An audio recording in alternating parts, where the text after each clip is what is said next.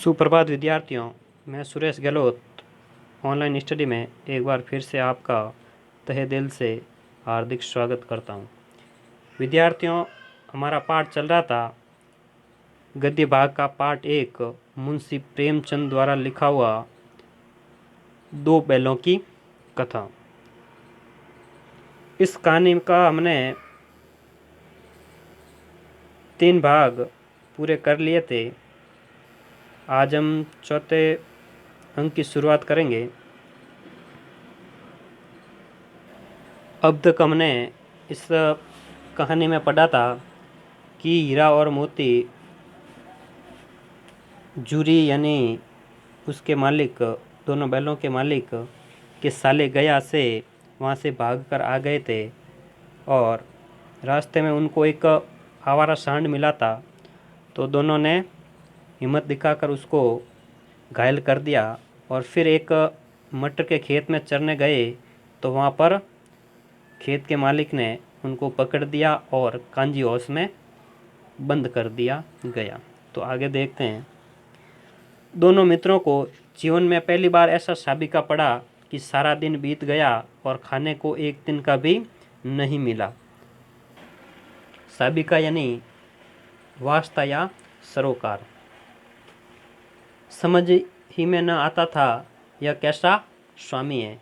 इससे तो गया फिर भी अच्छा था।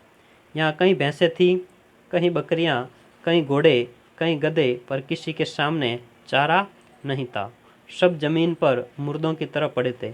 यानी ये कांजी हाउस था जहाँ पर आवारा पशुओं को डाल दिया जाता और उनको चारा वगैरह कुछ भी नहीं दिया जाता और अंत में वे मर जाते तो उनको बाहर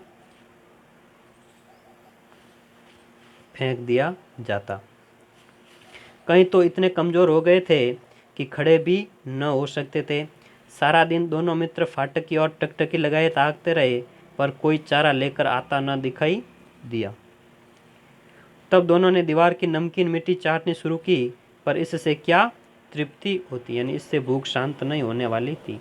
रात को भी जब कुछ भोजन न मिला तो हीरा के दिल में विद्रोह की ज्वाला दहक उठी।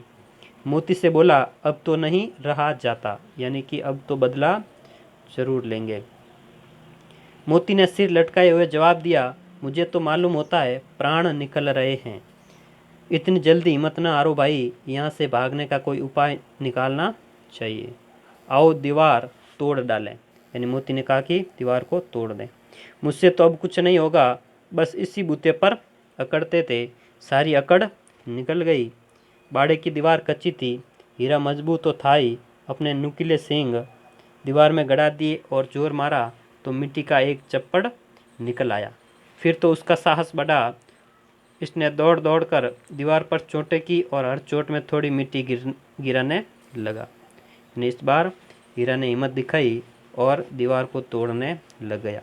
उसी समय कांजी हाउस का चौकीदार लालटेन लेकर जानवरों की हाजिरी लेने आ निकला।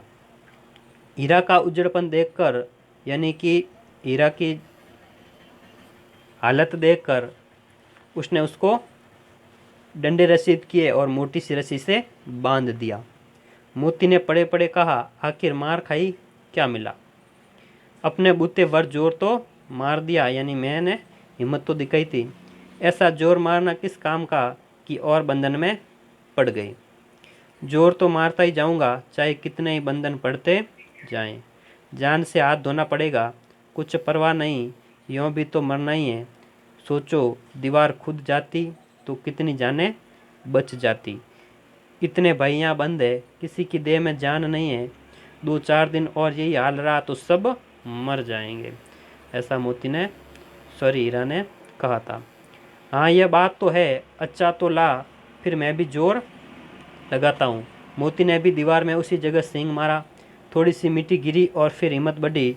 फिर तो वह दीवार में सींग लगाकर इस तरह जोर करने लगा मानो किसी प्रतिद्वंदी से लड़ रहा हो। प्रतिद्वंदी यानी दुश्मन से। आखिर कोई 2 घंटे की जोर आजमाई के बाद दीवार ऊपर से लगभग 1 हाथ गिर गई, यानी 2-1 फीट दीवार जो है गिर गई थी। उसने दूनी शक्ति से दूसरा धक्का मारा तो आधी दीवार गिर पड़ी। दीवार का गिरना था कि अधमरे से पड़े हुए सभी जानवर चेत उठे, यानी उनमें ऊर्जा आ गई। तीनों घोड़ियां सरपट भाग निकली। फिर बकरियां निकली, इसके बाद भैंसें भी खिसक गई, पर गधे अभी तक ज्यों के त्यों खड़े थे। यानी कि सब भाग गए लेकिन गधे वहीं पर खड़े थे। हीरा ने पूछा, तुम दोनों क्यों नहीं भाग जाते? एक गधे ने कहा, जो कहीं फिर पकड़ लिए जाएं। देखिए कितनी बुद्धि है गधे में कि यहाँ से भाग जाएं और वापस क्या पता पकड़ लिए जाएंगे, तो आना तो वापस यहीं पर है, तो इससे अच्छा है कि जाएं ही ना। तो क्या हर्ज है, अभी तो भागने का अवसर है। यानी मोती ने कहा था कि भाग जाओ, अब आपके पास भागने का अवसर है, बाद की बाद में देखना। हमें तो डर लगता है, हम यहीं पड़े रहेंगे। गधे कह रहे हैं कि हम तो यहीं पर रहेंगे। आधी रात से ऊपर जा चुकी थी। दोनों गधे अभी तक खड़े सोच रहे थे कि भागे या न भागे, और मोती अपने मित्र की रस्सी तोड़ाने में लगा हुआ था। जब वह हार गया तो हीरा ने कहा, तुम जाओ, मुझे यहीं पड़ा रहने दो, शायद कहीं भेंट हो जाए। मोती ने आंखों में आंसू लाकर कहा, तुम मुझे इतना स्वार्थी समझते हो हीरा? हम और तुम इतने दिनों तक एक साथ रहे हैं, आज तुम विपत्ति में पड़ गए तो मैं तुम्हें छोड़कर अलग हो जाऊं? हीरा ने कहा, बहुत मार पड़ेगी, लोग समझ जाएंगे यह तुम्हारी शरारत है। मोती गर्व से बोला, जिस अपराध के लिए तुम्हारे गले में बंधन पड़ा, उसके लिए अगर मुझ पर मार पड़े तो क्या चिंता। इतना तो हो ही गया कि 9-10 प्राणियों की जान बच गई, वे सब तो आशीर्वाद देंगे। यानी कि हम भाग ना सके, लेकिन जो 9-10 जानवर जो भागे हुए हैं वे तो हमें आशीष देंगे। यह कहते हुए मोती ने दोनों गधों को सींगों से मार मार कर बाड़े के बाहर निकाला और तब अपने बंधु के पास आकर सो रहा। यानी पहले तो गधों को बाहर निकाला कि तुम तो भागो, फिर वापस जो है हीरा के पास आकर बैठ गया। भोर होते ही मुंशी और चौकीदार तथा अन्य कर्मचारियों में कैसी खलबली मची, इसके लिखने की जरूरत नहीं। यानी प्रेमचंद जी कह रहे हैं कि किस प्रकार वे चौकने हो गए कि वो बात यहाँ पर लिखने की ज़रूरत नहीं है। बस इतना ही काफ़ी है कि मोती की खूब मरम्मत यही हुई, यानी कि उसको खूब पीटा गया और उसे भी मोटी रस्सी से बांध दिया गया। 1 सप्ताह तक दोनों मित्र वहाँ बंधे पड़े थे। किसी ने चारे का एक तृण भी न डाला, यानी एक दिन का भी नहीं डाला। हाँ, एक बार पानी दिखा दिया जाता था, दिन में एक बार उनको पानी दे दिया जाता था, यही उनका आधार था। दोनों इतने दुर्बल हो गए थे कि उठा तक न जाता था। ठठरियाँ निकल आई थी, यानी कि हड्डियाँ निकल आई थी। एक दिन बाड़े के सामने डुग्गी बजने लगी और दोपहर होते होते वहाँ 50-60 आदमी जमा हो गए। तब दोनों मित्र निकाले गए और उनकी देखभाल होने लगी। लोग आकर उसकी सूरत देखते और मन फीका करके चले जाते। ऐसे मृतक बैलों का कौन खरीदार होता। यानी कि उनको बेचा जाता था, उन लोगों को जो पशुओं को मारते हैं और उनकी खाल वगैरह मांस वगैरह बेचते हैं। तो वो देखने के लिए आए थे, लेकिन हीरा और मोती की स्थिति देखकर, क्योंकि वे चारा न मिलने के कारण दोनों कमज़ोर पड़ गए थे, इसलिए जो खरीदार थे वे उनको देखकर वापस आ जाते और मन महसूस कर रह जाते। सहसा एक दड़ियल आदमी, यानी कि दाढ़ी वाला आदमी, जिसकी आंखें लाल थी और मुद्रा अत्यंत कठोर, आया और दोनों मित्रों के कुलों में उंगली खोदकर मुंशी जी से बात करने लगा। उसका चेहरा देखकर अंतर्ज्ञान से दोनों मित्रों के दिल कांप उठे। वह कौन है और उन्हें क्यों टटोल रहा है, इस विषय में उन्हें कोई संदेह न हुआ। दोनों ने एक दूसरे को भीत नेत्रों से देखा और सिर झुका दिया। यानी कि दोनों सोचने लगे कि हमें कौन लेने आया है। हीरा ने कहा, गया के घर से नाहक भागे, अब जान नहीं बचेगी। हीरा समझ गया था कि ये जो खरीदार है वे सीधे ले जाकर हमें मारेंगे, हमारी जो है कटिंग करेंगे। मोती ने अश्रद्धा के भाव से उत्तर दिया, कहते हैं भगवान सबके ऊपर दया करते हैं, उन्हें हमारे ऊपर क्यों दया नहीं आती। भगवान के लिए हमारा मरना जीना दोनों बराबर हैं। चलो अच्छा ही है, कुछ दिन उसके पास तो रहेंगे, एक बार भगवान ने उस लड़की के रूप में हमें बचाया था, क्या अब न बचाएंगे? यानी उस समय भी हमें गया कि वहाँ पर चारा वगैरह नहीं मिलता था, तो भगवान खुद भगवान के रूप में वह लड़की आई थी और हमको हमारी देखभाल करती थी और हमें रोटियां सुबह शाम देती थी। यह आदमी छुरी चलाएगा, देख लेना। हीरा कह रहा है कि यह हम पर छुरी चलाएगा। तो मोती कह रहा है, तो क्या चिंता है, मांस, खाल, सींग, हड्डी सब किसी न किसी काम आ जाएंगे। नीलाम हो जाने के बाद दोनों मित्र उस दरियल के साथ चले, यानी कि दोनों को बेच दिया गया। सभी जानवर प्रसन्न थे, चिकने चप्पल, कोई उछलता था, कोई आनंद से बैठा पागुर करता था। पागोर यानी जुगाली।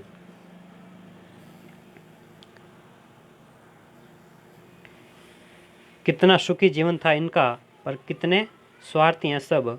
किसी को चिंता नहीं कि उनके दो भाई बद्दी के हाथ पड़े कैसे दुखी हैं। सहसा दोनों को ऐसा मालूम हुआ कि यह परिचित राह है। हाँ, इसी रास्ते से गया उन्हें ले गया था। वही खेत, वही बाग, वही गांव मिलने लगे। प्रतिक्षण उनकी चाल तेज होने लगी, यानी कि अब उनका जाना पहचाना रास्ता आ गया था। सारी थकान, सारी दुर्बलता गायब हो गई। आहा, यह लो, अपना ही हार आ गया। इसी कुएं पर हम पुर चलाने आया करते थे। यही कुआं है, पुर यानी हल वगैरह चलाने आते थे। मोती ने कहा, हमारा घर नगीच आ गया है। हीरा बोला, भगवान की दया है, मैं तो अब घर भागता हूँ। तो मोती कहता है, यह जाने देगा, इसे मैं मार गिराता हूँ। नहीं नहीं, दौड़कर थान पर चलो, वहाँ से हम आगे ना जाएंगे। थान यानी जहाँ पर जूरी इनको बांधे रखता था, वहाँ पर हम चलते हैं। दोनों उन्मत्त होकर बछड़ों की भांति कुल्ले करते हुए घर की ओर दौड़े। वह हमारा थान है। दोनों दौड़कर अपने थान पर आए और खड़े हो गए। दडियल भी पीछे पीछे दौड़ा चला आता था। जूरी द्वार पर बैठा धूप खा रहा था। बैलों को देखते ही दौड़ा और उन्हें बारी बारी से गले लगाने लगा। मित्रों की आंखों से आनंद के आंसू बहने लगे। एक जूरी का हाथ चाट रहा था। दडियल ने जाकर बैलों की रस्सियां पकड़ ली। जूरी ने कहा, मेरे बैल हैं। दडियल ने जाकर बैलों की रस्सियां पकड़ ली। जूरी ने कहा, मेरे बैल हैं। तुम्हारे बैल कैसे? मैं मवेशी खाने से नीलाम किए लाता हूँ। मैं तो समझा हूँ चुरा लिए आते हो, यानी वह जूरी कह रहा है कि मैं तो समझा कि तुम बैल को चुरा कर लेकर आए हो। चुपके से चले जाओ, मेरे बैल हैं, मैं बेचूंगा तो बिकेंगे। किसी को मेरे बैल नीलाम करने का क्या अख्तियार है, यानी कि अख्तियार का अर्थ है अधिकार। जाकर थाने में रपट कर दूंगा, यानी गया कह रहा है कि मैं जूरी कह रहा है कि मैं थाने में जाकर रिपोर्ट लिखाऊंगा। मेरे बैल हैं, इसका सबूत यह है कि मेरे द्वार पर खड़े हैं। दडियल जलाकर बैलों को जबरदस्ती पकड़ ले जाने के लिए बढ़ा। उसी वक्त मोती ने सींग चलाया। दडियल पीछे हटा। मोती ने पीछा किया। दडियल भागा। मोती पीछे दौड़ा। गांव के बाहर निकल जाने पर वह रुका, पर खड़ा दडियल का रास्ता देख रहा था। दडियल दूर खड़ा धमकियां दे रहा था, गालियां निकाल रहा था, पत्थर फेंक रहा था और मोती विजय सूर की भांति उसका रास्ता रोके खड़ा था। गांव के लोग यह तमाशा देखते थे और हंसते थे, यानी उनका हिम्मत देखकर गांव के लोग हंस रहे थे। जब दडियल हार कर चला गया तो मोती अकड़ता हुआ लौटा। हीरा ने कहा, मैं डर रहा था कि कहीं तुम गुस्से में आकर मार न बैठो, यानी वे आपस में बात कर रहे हैं। अगर वह मुझे पकड़ता तो मैं बेमारे ना छोड़ता, यानी मोती कह रहा है कि अगर वो मेरे को पकड़ देता तो मैं उसको पक्का मार देता। अब ना आएगा तो दूर ही से खबर लूँगा, देखूं कैसे ले जाता है। जो गोली मरवा दे। हीरा कहता है कि क्या पता वह तेरे को गोली मरवा दे। मर जाऊंगा पर उसके काम तो नहीं आऊँगा। हमारी जान को कोई जान ही नहीं समझता, इसलिए कि हम इतने सीधे हैं। जरा देर में नांदों में खली, भूसा, चोकर और दाना भर दिया गया और दोनों मित्र खाने लगे। जूरी खड़ा दोनों को सहला रहा था और 20 लड़के तमाशा देख रहे थे। सारे गांव में उत्साह सा मालूम होता था। उत्साह यानी उत्सव। उसी समय मालकी ने आकर दोनों के माथे चूम लिए। तो ये थी विद्यार्थियों दो बैलों की कथा। आशा करता हूँ आपको ज़रूर पसंद आई होगी।